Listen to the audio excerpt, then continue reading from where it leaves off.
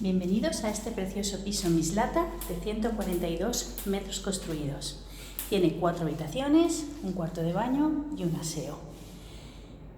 Tiene armarios empotrados. Esta es la primera habitación, que era un despacho. La puerta está blindada. Y accedemos a la izquierda a un aseo,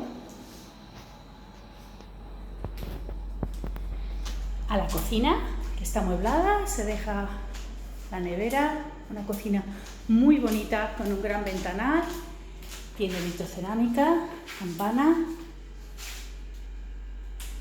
tiene orientación suroeste, es muy soleada, la casa es muy soleada.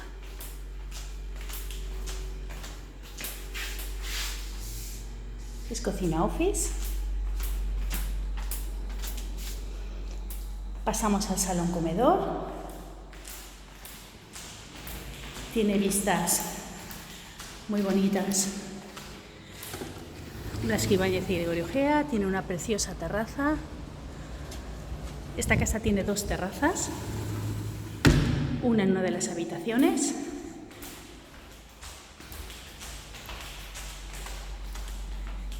Y ya por separado por una puerta, tiene varios armarios empotrados. Este es uno, todo lo que es la pared.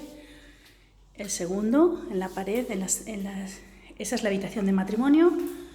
Se dejan los armarios, son muy grandes. Los 2 armarios. La segunda habitación también tiene un armario.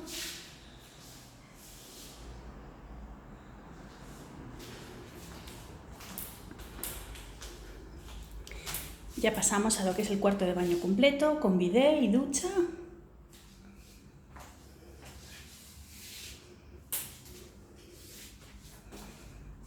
Y a lo que es la cuarta habitación, que se deja también con los muebles, con un amplísimo armario empotrado, con su propia terracita.